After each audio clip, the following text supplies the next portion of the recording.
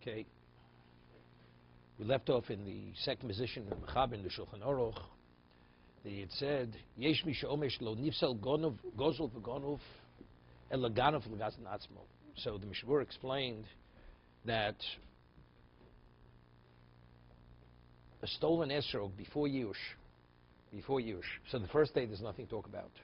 Whether it's the thief himself or a third party, you're not yotzei, right? What about subsequent days? Seemingly, if it's before Yush, it's mitzvah b'avera. So the thief himself definitely is not yotzei. The thief, it's mitzvah b'avera. What about a third party? So he explained, a third party, that since he didn't do the act of theft himself, he could be yotzei.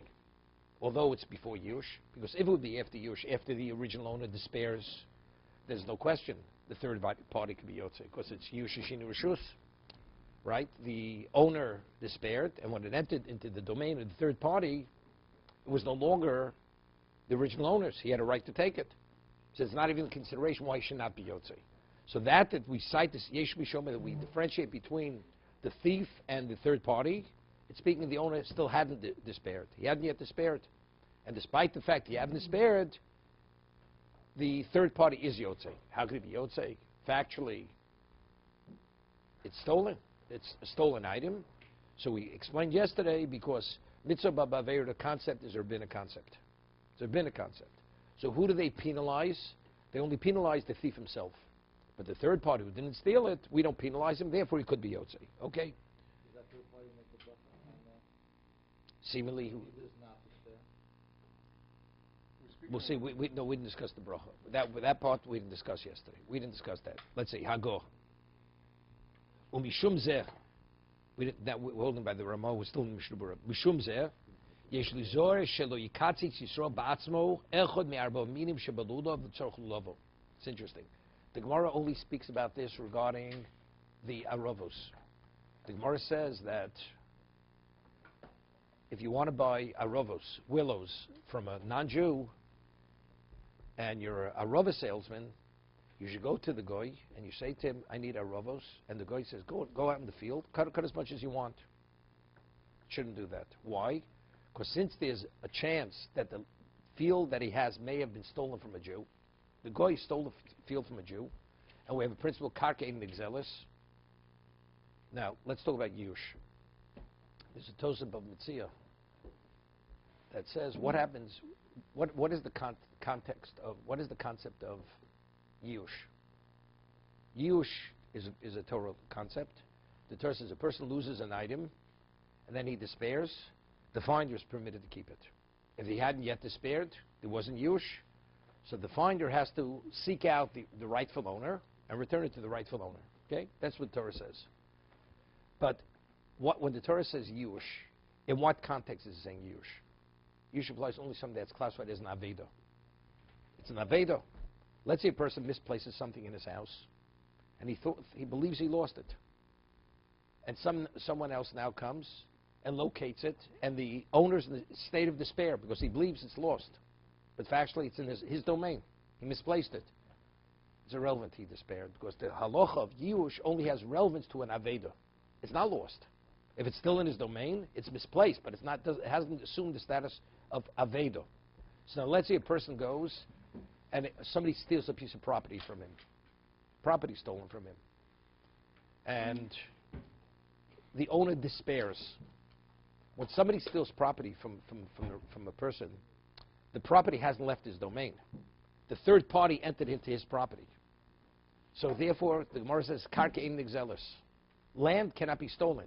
You're a thief if you benefit from the land, but the actual land itself is not stolen. No, because it's in place. It's a fixed asset. It doesn't leave. So it's always in the domain of the owner.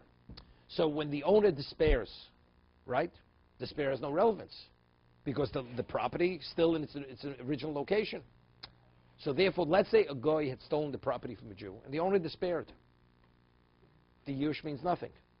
So let's say now the thief, the goy, he may have been the original person who stole the land. He bought it from 6 other goyim who had stolen it 1,000 years earlier from a Jew.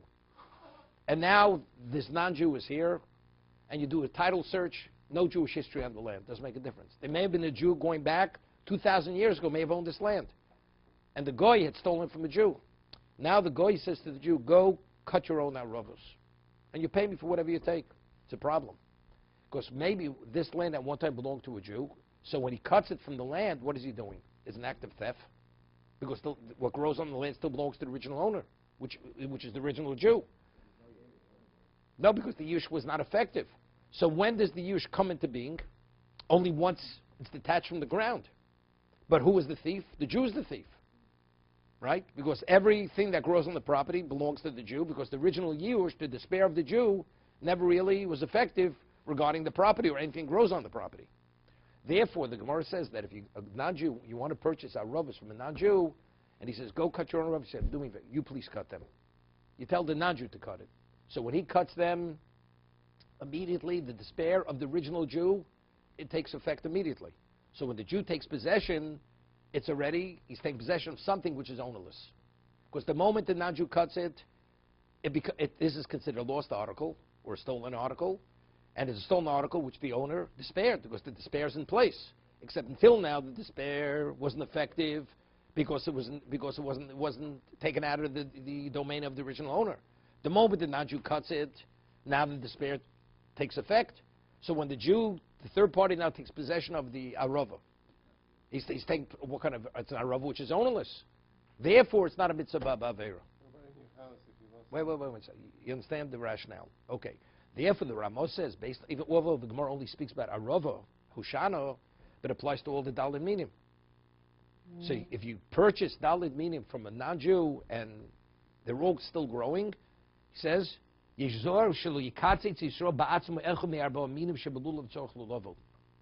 Jew should be careful. He shouldn't cut his own lulav, his own palm branch, or any of the dalid minim. Go pick your own esrog off the tree. You shouldn't. Why? Because there's a chance the property may be the Jews, may have at one time been the Jews. The karka ain't zealous. He's quoting the Gemara. Because fixed property cannot be stolen. Because it's never removed from the domain. Ustam akum goes li karkeim. A non-Jew there's a presumption that they're thieves. Right? Throughout history. Jews were always victimized. Jew had no choice. He had to relinquish his property whether he liked it or not. The yavu b'gzei liyodos, if the Jew should cut any what the dalid meaning. Okay? So let's say you live in Puerto Rico, or you live in the Philippines, or you live in the Amazon jungle. Jews never lived there, right? No question. And the uncivilized native says to you, in whatever language he talks, go cut the palm branch. Not a problem, right? The Ramos talking about in a region that Jews did live. Okay, so they have to be concerned. Doesn't it? Could go back 2,000 years ago. Doesn't make a difference. Wait one second. Let's get the halacha and then we'll ask questions.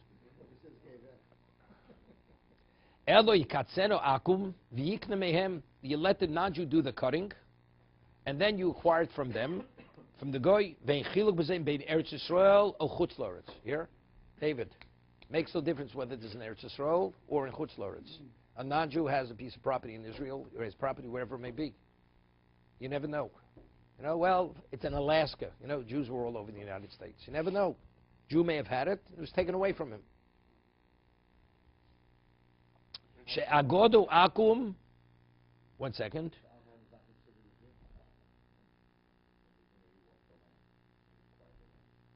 What does it have to do with this? This has nothing to do with Jew, non-Jew. This has to do with the original owner. Well, God transferred it to him. He says it's yours. God gives, God takes. Right? So what? What difference does it make? Doesn't make a difference. Now, so we're speaking.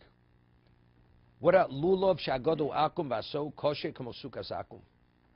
He speaks about something else. Today, people have people in Europe. Most housekeepers were Jewish. Not most, all. 99%. And a person would employ a girl who worked in the house. She cooked, she cleaned, and she usually was a yisoma. She was an orphan girl, and she would work till she would get married. Famous story with the Chafetz Chaim. Chafetz Chaim was a chosid. It wasn't just, he was The chassid, we're talking about the chassid that the Torah speaks about, that kind of chassid. And this person was invited to come to Chofetz Chaim's house Friday night. Same story with Vezos Haberachah. And he heard so much about the Chofetz Chaim. Comes, Chofetz Chaim says Kiddush quickly, skips Shalom Aleichem, doesn't say all the various Mizmorim or whatever you say before the Tfilos. He doesn't shake with his eyes closed and sway. Within 2 minutes, they're washing and they're eating. They're eating the Suda. The person says, this is the holy Chofetz Chaim. You know, it takes 45 minutes just till you get to the Kiddush. And with the Kiddush, half an hour. You know, some people, they don't say Havdalah till Tuesday afternoon. You know, there's some people, they're so holy. So, the man's amazed. So he says to Chofetz Chaim, he says, you know, I'm shocked. This behavior I've never seen. He says, let me explain it to you. The Torah says you're not permitted to afflict often.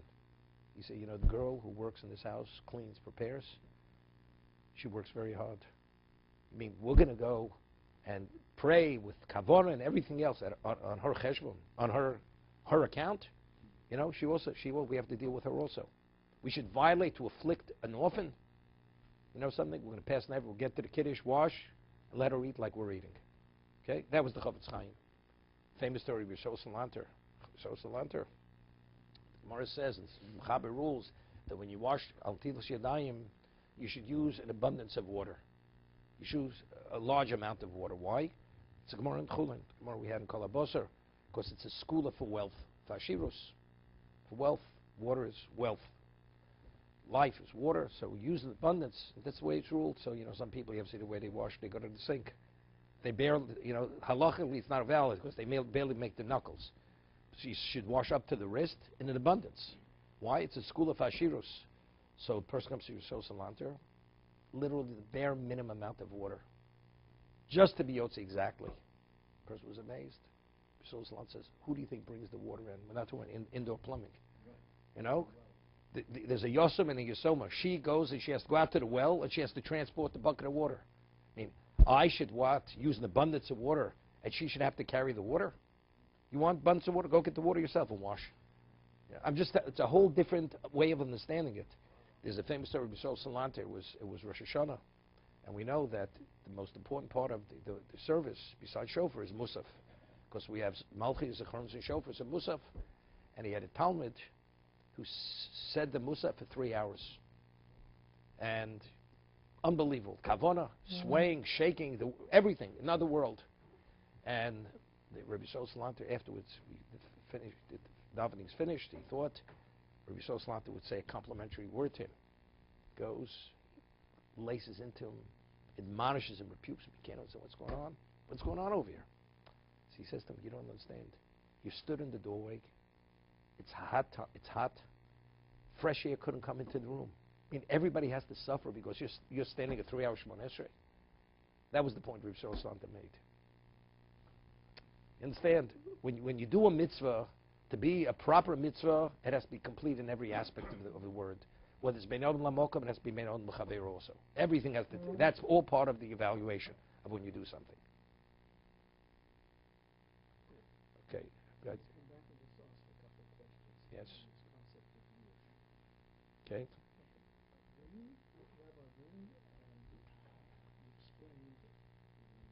Howard, just got the coffee. This person, object in the book, the concept of land, I was surprised because doesn't my Wait. Get there, right? See, the way I understood it before, when I said now it was what the Ramban says. The way I understood it, where Tosa says it, is because as much as you despair, your domain reacquires immediately for you. Immediately reacquires. You despair, so if it's in your domain is reacquiring. What? Whatever it is. But your chotzer, if one's domain acquires, okay, it acquires. But you understand.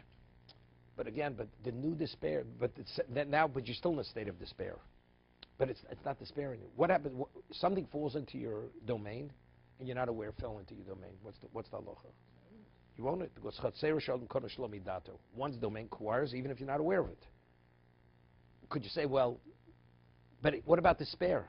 You can't talk about despair, something you don't even know exists in your, something that you're in possession of, and you give up hope of finding, that's despair.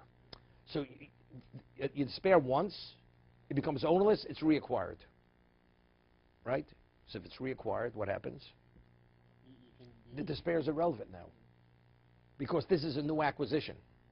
Right? But you have to talk like a lamdan. We had said that there's a machlokas rishonim. It's an argument rishonim. What exactly is yush? Is yush hefker? If it becomes ownerless the moment you despair, so your domain reacquires, correct? So if it reacquires, despairing afterwards has no relevance, correct? Because you despaired on the original ownership. But if you say yush only means that a third party has a right to take possession, you can't possess something which is yours.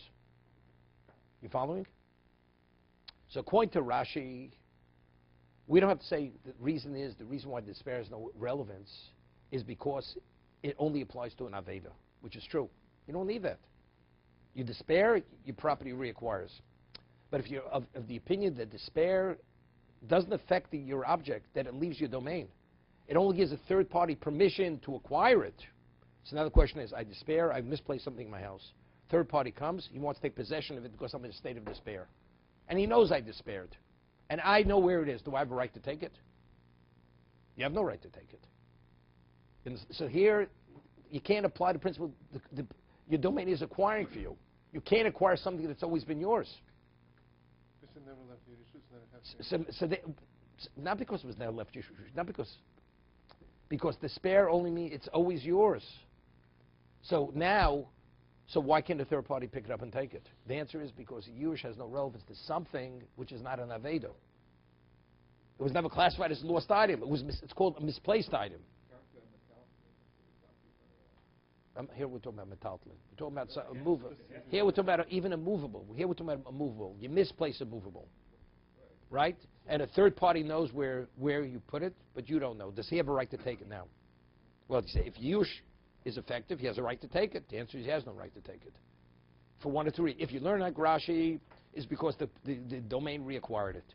If you learn like the majority of Rishonim who don't learn like Rashi, is because even though it was yours, so despair should, because despair only has relevance to an Aveda.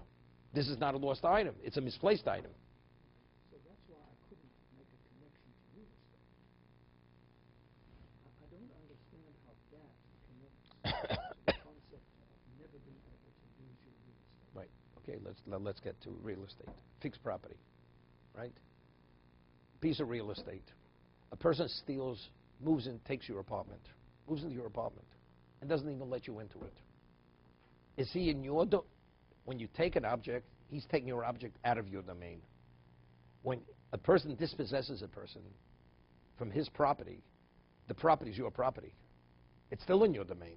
He's just denying you something which is in your domain. He's not allowing you to enter into your domain. Right? The reality of the property is your domain. Therefore, that's not an Aveda. So if it's not Aveda, Yush has no relevance. So what would happen if generations later, the original family, the heirs, who now own it, just the same way as the original person owns it, Yeah. have no idea even where the boundaries are. They don't even know where it is. So then, Does that change anything? well, if they know it's in the general area of what it is, then they have to make some kind of agreement. Well, I know that my family at one time owned... But what relevance does it have to you? They're not giving you back the property in either case. They're not giving it back to you. So the question is talking about the non-Jew is the occupier. Now you have palm trees or the species growing on that property. You want to buy the species from him. Now what do? It may have been your ancestors, another Jew's ancestors. That's what it is. So, and he says, cut as much as you want, and we'll tally it up afterwards. You say, look, you do it for me. I get that. Okay. I've heard all that. But if I don't know where my property, my ancestors' property even is, to begin even talking about this whole I don't even know where it is. But what relevance? Your question is, what relevance does it have? Here's the relevance. Yeah. If I don't even know where the property is, maybe I can despair of fixed property. It's not that I Wait, know wait, my see, property's over there. he's always one step behind, not one step ahead, one step behind. Okay? Tosis in Sukkah. There's a Tosis in Sukkah, which we had. David, we learned this Tosis maybe about 15 years ago. Tosis Sukkah in lulav Agosel says, Tosis Sukkah cites Yerushalmi. Is Yerushalmi. That Yerushalmi says, just there's a little bit of a digression, but it's not. That there's a halacha, if a get is written, and the name in the get is not accurately the name of the person, it's not a valid get. So it comes out all kinds of questions. Let's say a person at their birth was given a name. Because the parents were traditional. The person became totally assimilated. You ask the person, what is your name? She doesn't even know her name. Well, you have to go look in the family record. Nobody knows the name. She's not called by the name. Okay, so it's considered Nishtaka Hashem. The name is forgotten. It's forgotten. It's called Shem Arisa. The name is the name from the cradle. But after that, it's totally forgotten. And you don't write that name in the get. Right? It's a valid get. If the name is totally forgotten. You say that name, nobody even associates that name with the person. But if anybody still refers to that person or knows that person, that was the original name, that name has to be inserted in the get. That's the halacha, okay?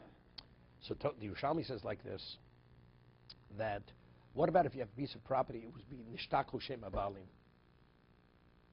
Meaning, it's been so long that even if you'd come with a claim, you can't even take it to the court. The court wouldn't even acknowledge your claim. That's how long it's been. Because it no longer identifies. Like, time has lapsed. 100 years you've been, what's it called? There's the law of, right, statute of limitations. Statute of limitations. After that, it's gone. I'm speaking without Dina Malchus Dina. If there's Dina Malchus Dina, it's a separate discussion. Without Dina Malchus Dina. But if it's called Nishtaku Shem Abalim. People no longer identify, it's not the court, not the legal system, no individuals ever remember this property, although you can prove it. Then Yush applies. That's the Yerushalmi. The Yerushalmi holds it. The Bavli disagrees. And we rule like the Bavli. So therefore, even though it's a situation where you have no record, some Jew may have owned it at one time. That's the Ramah. The Ramah is going according to the Bavli. Since factually the property is in your domain, you would just remove from your domain. The laws of Yush have no relevance to it. Therefore, you let the non-Jew do the cutting, and you take it from the non-Jew after he removes it from the property. All I'm trying to understand is why. I'm explaining to you. The question is it an Aveda? Is it still your domain? You've only been removed from your domain. Again, Aveda means it's been taken out of your domain. So it hasn't been taken out of my domain. It's my domain. I just can't possess what's rightfully mine. You don't even know where it is. That's fine. Doesn't make a difference. Wherever it is, it is. Wherever it is, it is. So I know that my I'll give you an example. The Gemara says that if somebody drops something into the ocean, okay, and the person says, I don't despair, and now you have a diver jumps in, and he takes it out of the ocean, does he have a right to keep it? He has a right to keep it. Why? Because the Torah says, what? No. You have to speak to Lisi. He's an expert in elements of use.